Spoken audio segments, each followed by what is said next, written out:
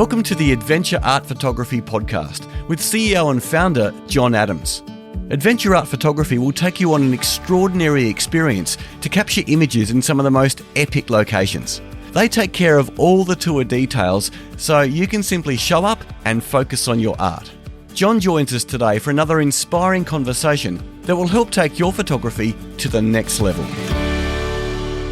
Today I'm talking to John Adams from Adventure Art Photography about how budding photographers can learn photography simply and easily. John, is this even possible?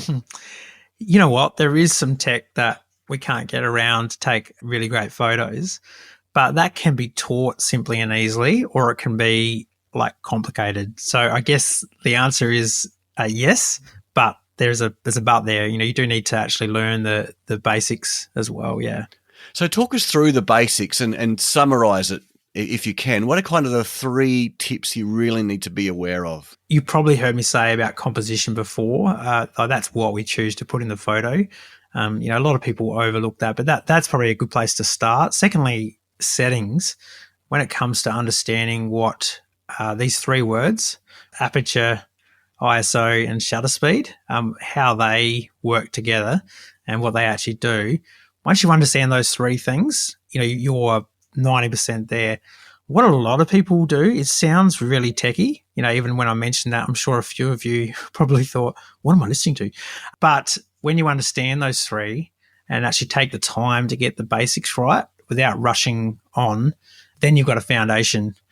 It's a bit like trying to drive without really understanding the basics of the car. It just doesn't work. So often people try to rush the process. And I think to actually learn simple and easy, you still need to just get those few things down. So I actually sit down with people over coffee sometimes or online and help them with this.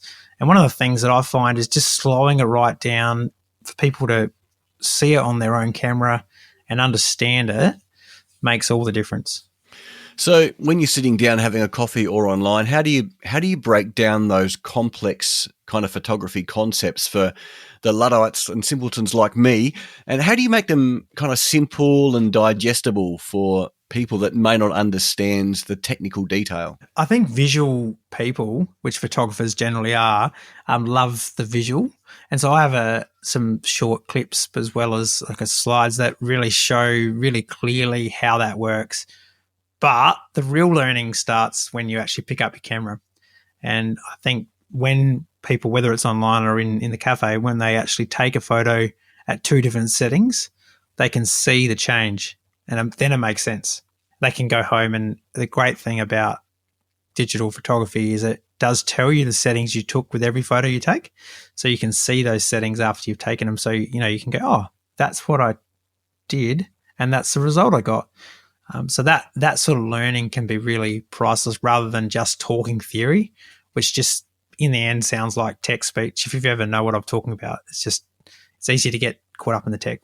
But really it's about, as you've said before, stepping outside and actually doing and actually just snapping, chasing the adventure, but taking photos really rather than getting too bogged down in the theory. Yeah, it is. I think there's 2 sides to this coin. I think, if you really take the time to learn those 3 principles, like understanding what shutter speed does, what aperture does, and what ISO does, then they can be really important tools. Because just to give you a really short summary, you've probably seen those waterfalls where it just looks like a silky, beautiful, soft waterfall. Whereas if you just take a quick photo with your phone or with your camera, it doesn't look like that.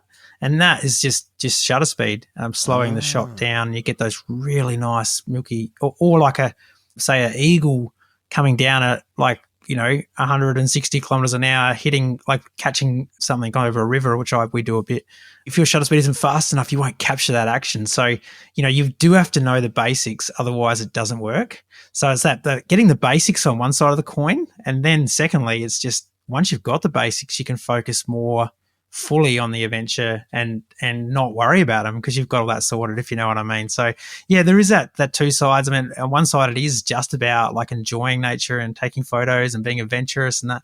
But the other side of it is if you don't know what your settings are doing, then it's really hard. So do you have anything that can help people kind of really understand this? Yeah, well, there's actually one tool that we have created called Set and Go.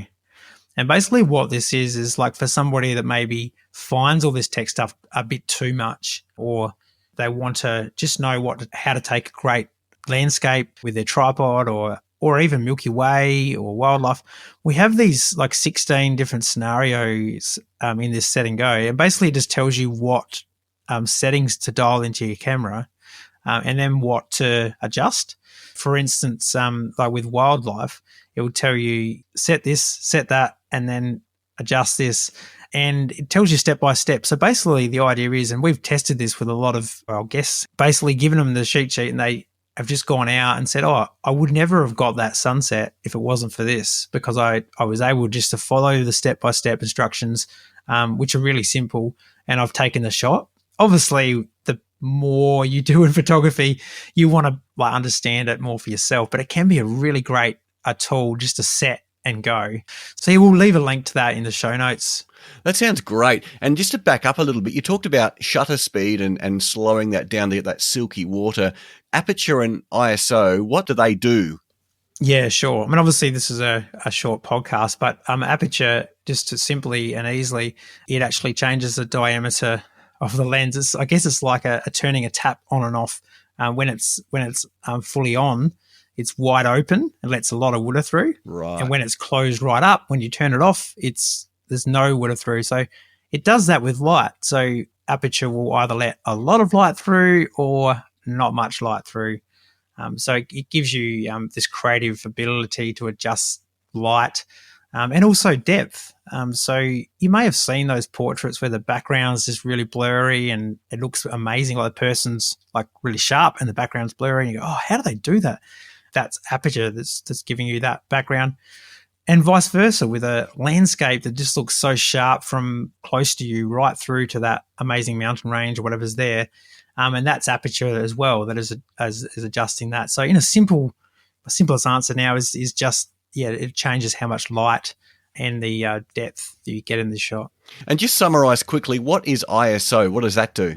Yeah, so ISO is really the last resort. We normally use the shutter speed and aperture for most shots, and the ISO keep it low. That sort of rhymes, doesn't it? ISO, keep it low most of the time. When you use ISO which digitally enhances light for night photos where, it's like, say, the Milky Way or even the aurora, where you just need a bit more light. So, you put that ISO a bit higher, and that will capture a lot more of the sky than what you can see. A bit like your TV screen when you make it brighter or darker. You don't want to use it too much, but it's a good tool as a last resort. It sounds a bit techie, but that's where the visual step-by-step learning approach really, really pays off. Thanks, John. Really interesting to learn that you can learn how to take great photos simply and easily. We'll chat again soon. Adventure Art Photography will take you on an extraordinary experience to capture images in some of the most epic locations. For more information on photography or their adventure tours, visit adventureartphotography.com.au. If you like this podcast, please follow and share with friends, and join us again for more inspiring conversations.